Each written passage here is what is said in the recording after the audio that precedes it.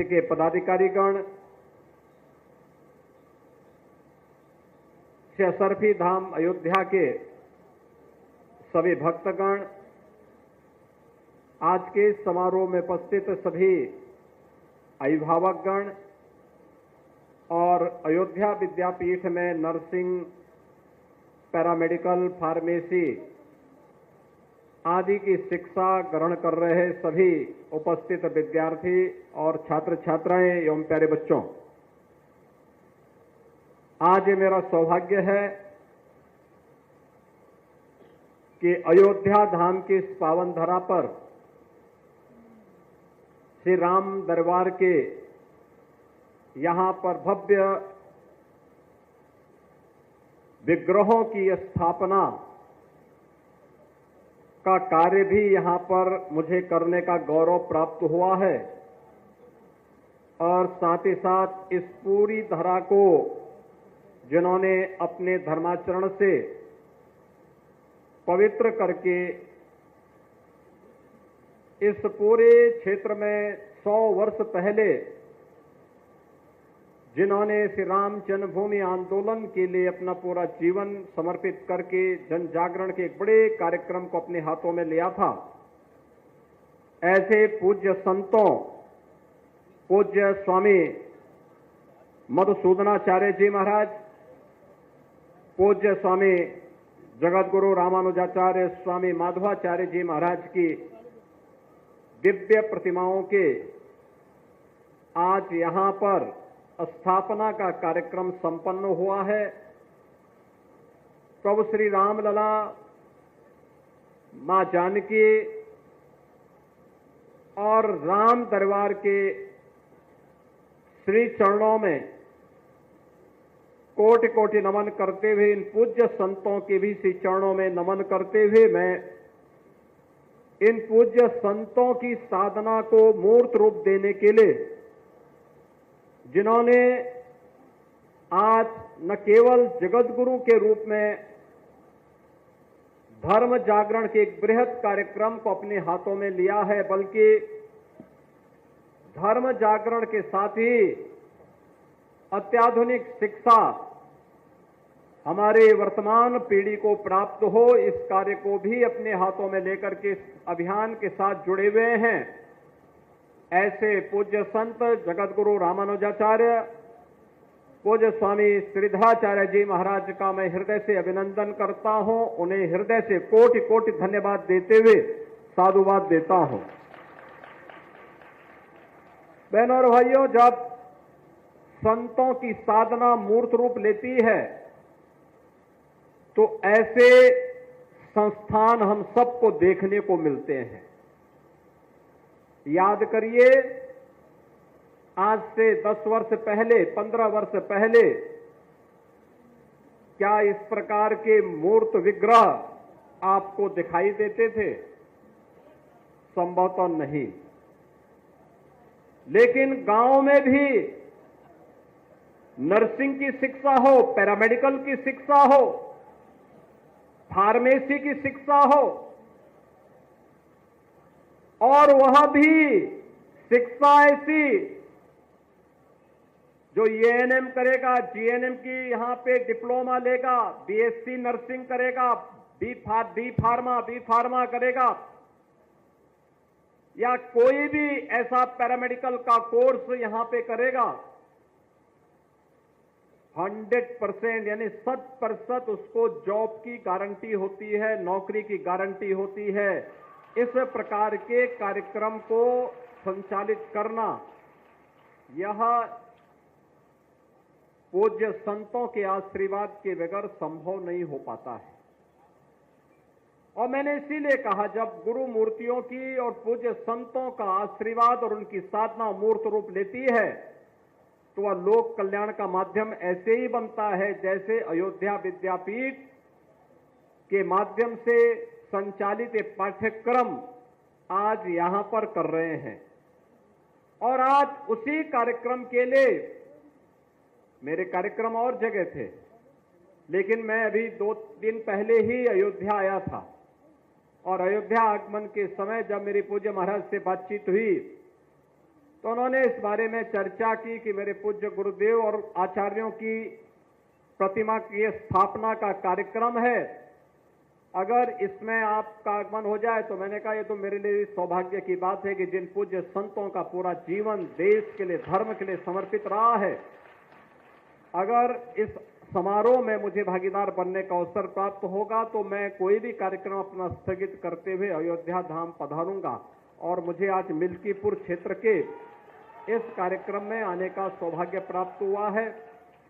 बहनों और भाइयों, इन पूज्य संतों ने अपना पूरा जीवन लोक कल्याण के लिए समर्पित किया था, धर्म जागरण के लिए, धर्म के अनुरूप अपने कृतित्व के माध्यम से अपने कर्तव्यों का पालन करते हुए देश और समाज को उसके अनुरूप चलने की एक नई प्रेरणा दी। पूज्य स्वामी मधुसूदनाचार्य जी महाराज रहे हों, एक लंबे समय तक उन्हें इस धराधाम पर अपने आशीर्वाद से अयोध्या धाम के साथ साथ पूरे देश के अलग अलग क्षेत्रों को अभिसिंचित करने का अवसर प्राप्त हुआ। लेकिन वहीं साथ ही साथ जगत गुरु रामानुजाचार्य पूज्य स्वामी माधवाचार्य जी महाराज भले ही भौतिक दृष्टि से उनका कार्यकाल अल्प रहा हो, लेकिन अपने उस अल्प अवधि में भी उन्होंने अपनी साधना और अपने चमत्कार से लोगों के जीवन में परिवर्तन लाने का कार्य किया। और जो मैंने आपको बताया कि आज अशरफी भवन के लोक कल्याणकारी कार्यक्रम हो या फिर अयोध्या विद्यापीठ के माध्यम से कोरोना जैसी महामारी के दौरान किए गए उपकार के वे अनेक कार्यक्रम, जब दुनिया हतप्रत थी, बीमारी के सामने पूरी तरह पस्त थी, तब हमारे पूज्य धर्माचार्य, तब हमारे धार्मिक स्थल, तब हमारे इस प्रकार के संस्थान लोक कल्याण के अभियान के साथ जुड़े हुए थे और उस अभियान के साथ जुड़ करके, लोक कल्याण के साथ जुड़ करके उस महामारी को परास्त कर रहे थे।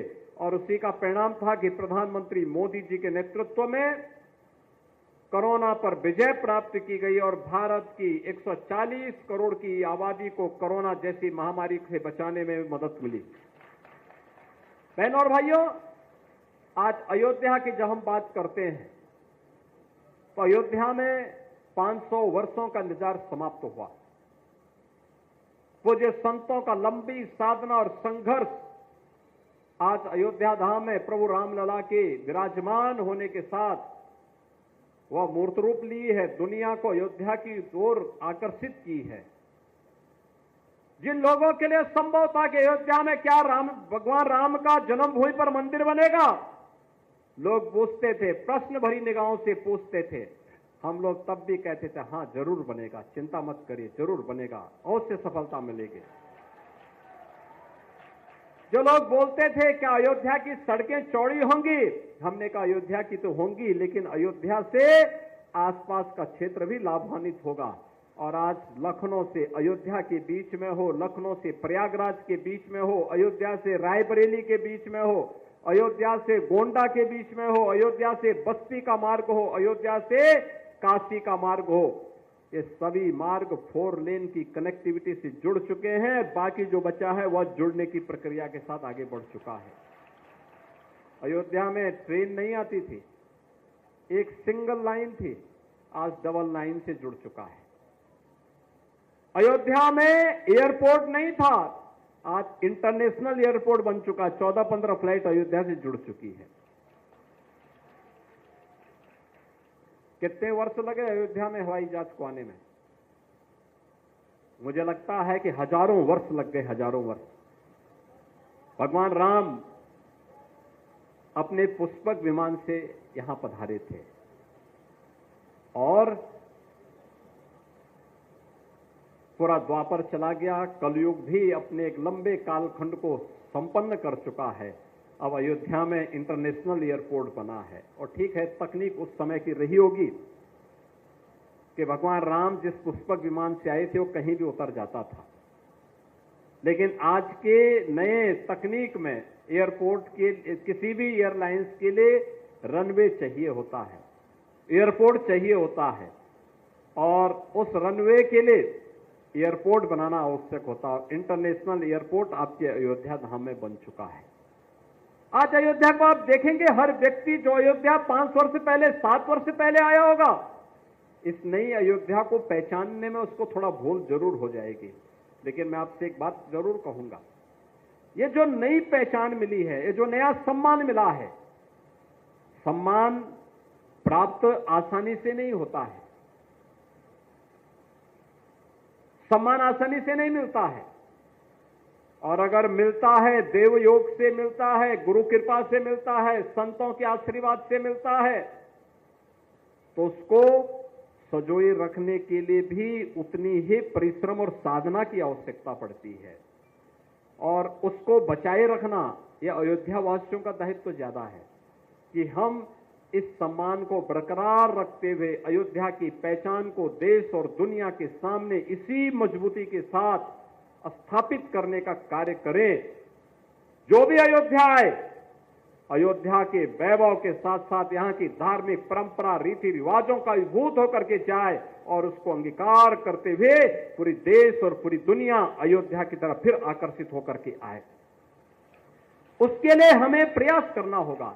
इसके लिए उस प्रकार की संस्थाएं, उस प्रकार के कार्यक्रम, उस प्रकार के अभियान लगातार हमें चलाते रहने पड़ेंगे, लगातार कार्यक्रम को आगे बढ़ाने पड़ते रहेंगे।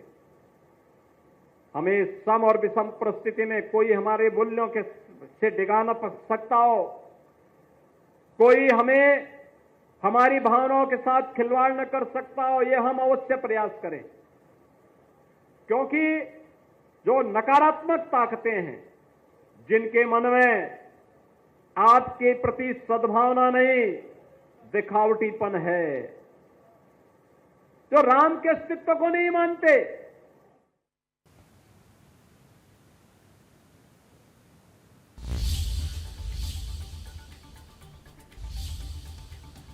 और इस बीच ये अयोध्या ब्रेकिंग आपको बता दें, अयोध्या दौरे पर हैं सीएम योगी आदित्यनाथ। अयोध्या में 500 साल का इंतजार खत्म हुआ और अभी आप सुन भी रहे थे सीएम योगी आदित्यनाथ को, जहां पर वो कार्यकर्ताओं में जोश का मंत्र कार्यकर्ताओं को दे रहे थे। सीएम योगी ने कहा कि लोगों को विश्वास नहीं था कि मंदिर बनेगा, लेकिन हमने यहां मंदिर बना दिया है। अयोध्या में आज इंटरनेशनल एयरपोर्ट है, तो अयोध्या दौरे पर हैं सीएम योगी आदित्यनाथ। ये बड़ी खबर आपको बता रहे हैं, जहां पर वो जनसभा को संबोधित कर रहे हैं। सीएम ने कहा कि अयोध्या में 500 साल का इंतजार खत्म हुआ है। पीएम के नेतृत्व में कोरोना से हमें जीत मिली है। लोगों को विश्वास नहीं था कि कभी अयोध्या में राम मंदिर बनेगा। अयोध्या में आज इंटरनेशनल एयरपोर्ट भी है, अयोध्या में आज राम मंदिर भी है।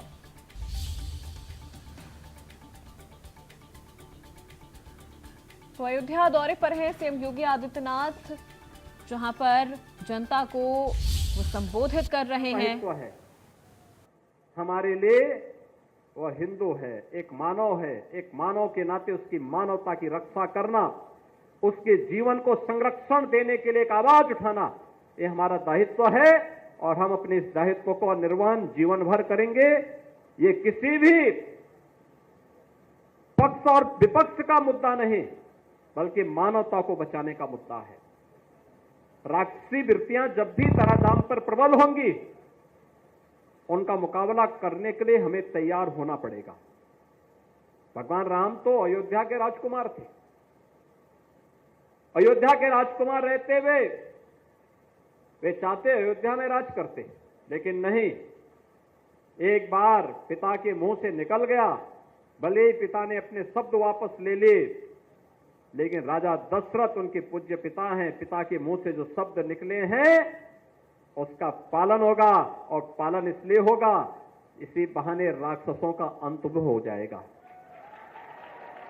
और उसी का पालन करने के लिए वे निकल पड़े थे। और इसीलिए आज मैं आपसे कहने के लिए आया हूं, हम अपने हित और अहित को पहचानें, हम उसको पहचानने का काम करें और देखें कहां और कैसे भला होना है, कैसे विकास होना है, कहां से सुरक्षा मिलनी है, कौन लोग आपके हितैषी हैं, कौन विरोधी हैं, उसके बारे में और भविष्य को उज्जवल बनाने की दिशा में क्या प्रयास होने चाहिए, अगर हम लोग समय रहते इसके बारे में विचार नहीं करेंगे, आने वाली पीढ़ियां हमें कोसेंगी, केवल कोसेंगी। उस प्रकार की स्थिति फिर से न होने पाए, यह हम अवश्य ध्यान में रखेंगे। आज के इस अवसर पर जब हम यहां पर आए हैं, देखिए कल काकोरी ट्रेन एक्शन की शताब्दी महोत्सव के कार्यक्रम प्रारंभ हुए हैं। 9 अगस्त 1925 को क्रांतिकारियों ने भारत माता की आजादी के लिए अंग्रेजों के द्वारा, ब्रिटिश हुकूमत के द्वारा जो खजाना भारत से ब्रिटेन पहुंचाने के लिए ले जाया जा रहा था, उस खजाने को उन्होंने काकोरी में रोक करके उसे अपने कब्जे में ले लिया था। और इसके बाद खजाना तो था मात्र 4,679 रुपया का, लेकिन ब्रिटिश हुकूमत उससे इतनी भयभीत हो गई थी कि उन क्रांतिकारियों को ढूंढने में उन्होंने 10 लाख रुपया खर्च किए, और 10 लाख रुपए खर्च करके फिर उसने बिना उनका पक्ष सुने उन्हें सजा दे दी गई थी, जिनमें से पंडित राम प्रसाद बिस्मिल को गोरखपुर जेल में, राजेंद्र नाथ लाड़ी को गोंडा जेल में, ठाकुर रोशन सिंह को और अस्फाउल्लाह खां को आपके फैजाबाद और इलाहाबाद की नैनी जेल में बंद किया गया था। आज ये अयोध्या जनपद है और इलाहाबाद प्रयागराज जनपद है। चंद्रशेखर आजाद उनके हाथों में नहीं लगे, वे ब्रिटिश हुकूमत का मुकाबला करते करते शहीद हुए। पंडित राम प्रसाद बिस्मिल या जितने क्रांतिकारी थे, ये अपने लिए नहीं जिए थे, इस देश की स्वाधीनता के लिए जिए थे। इनका जीवन देश की स्वाधीनता के लिए था। और उन्होंने कहा था उस समय भी, एक ही तमन्ना थी उनके मन में कि हे इस भारतवर्ष में 100 बार मेरा जन्म हो और कारण सदा ही मृत्यु का देशोपकारक कर्म हो, यानी बार बार भारत में ही मेरा जन्म हो। यही पंडित राम प्रसाद बिस्मिल बोलते थे, यही ठाकुर रोशन सिंह बोलते थे, यही चंद्रशेखर आजाद बोलते थे, यही राजेंद्र नाथ लाड़ी बोलते थे, और यही अस्फाउल्लाह खां भी कहते थे कि हे परमात्मा मेरा जन्म बार बार भारत की धरती में हो, लेकिन जब भी जन्म हो सदैव हमारा जन्म का कारण देश और परोपकार होना चाहिए, लोक कल्याण होना चाहिए, देश का हित होना चाहिए और लोक कल्याण होना चाहिए। और मैं आज आप सबसे यही कहूंगा, 1 वर्ष तक ये कार्यक्रम चलेंगे। अभी 15 अगस्त को हम अपनी आजादी का दिवस मनाएंगे। अमृत काल के प्रथम आयोजन को आगे बढ़ाने की दिशा में आगे बढ़ेंगे। बहनों और भाइयों, प्रधानमंत्री मोदी जी ने देशवासियों का आह्वान किया है, भारत के आन बान शान को हर घर पर लहराएंगे, हर घर पर तिरंगा होना चाहिए। आजादी के अमृत महोत्सव के प्रथम काल में, अमृत काल के इस वर्ष में 13 से 15 अगस्त के बीच हम लोगों का प्रयास होना चाहिए कि अभी 11 से लेकर के 15 के बीच में तिरंगा यात्राएं निकलनी चाहिए, तिरंगा कार्यक्रम बनने चाहिए, तिरंगा पर गोष्ठियां होनी चाहिए, तिरंगा को लेकर के लेखन प्रतियोगिता होनी चाहिए, तिरंगा को लेकर के डिबेट होनी चाहिए, और तिरंगा यात्रा के माध्यम से हर घर में तिरंगा फहराने का कार्य होना चाहिए। और इसके माध्यम से संकल्प होना चाहिए कि मेरे लिए मेरा देश महत्वपूर्ण है, राष्ट्र सर्वोपरि है। नेशन फर्स्ट की इस थ्योरी के साथ हम सबको जुड़ना होगा और तभी हम सबका कल्याण होगा। अयोध्या विद्यापीठ के छात्रों से भी, यहां की छात्राओं से भी मैं कहूंगा कि तिरंगा ला करके हर एक विद्यार्थी एक दिन अगल बगल के गांव में तिरंगा यात्रा के साथ निकल करके भारत माता की जय, वंदे मातरम का नारा लगाते हुए निकल करके हर व्यक्ति को बोलें कि भाई ये भारत की आजादी का प्रतीक है, आजादी के इस प्रतीक को अपने घर में लगा करके सम्मान दीजिए और तभी हमारी आजादी सुरक्षित होगी। और आजादी सुरक्षित होगी तो हम भी सुरक्षित होंगे, हमारा भविष्य भी सुरक्षित होगा। और यही आज के दिन पर हम इस कार्यक्रम को अगर आगे लेकर के चलेंगे तो अवश्य क्रांतिकारियों का, भारत के उन महान शहीदों का सपना साकार होगा जिन्होंने भारत के लिए अपना पूरा जीवन समर्पित किया था, अपना बलिदान दिया था।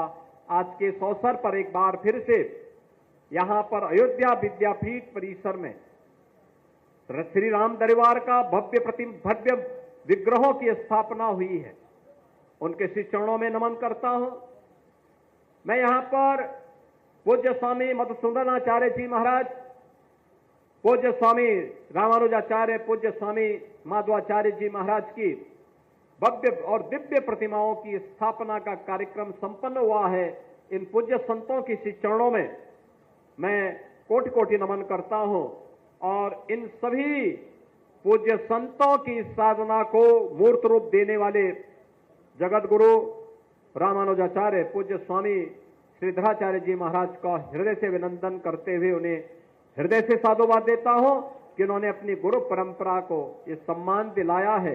यह कार्यक्रम और ये कर्म साधना निरंतर आगे बढ़ती रहनी चाहिए।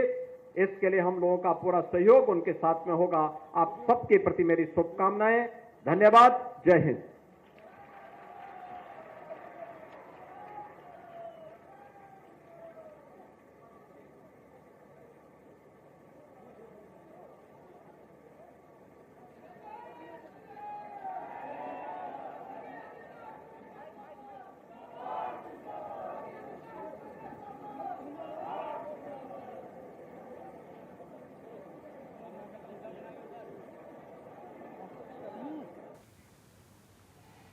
तो फिलहाल बुलेटिन में मेरे साथ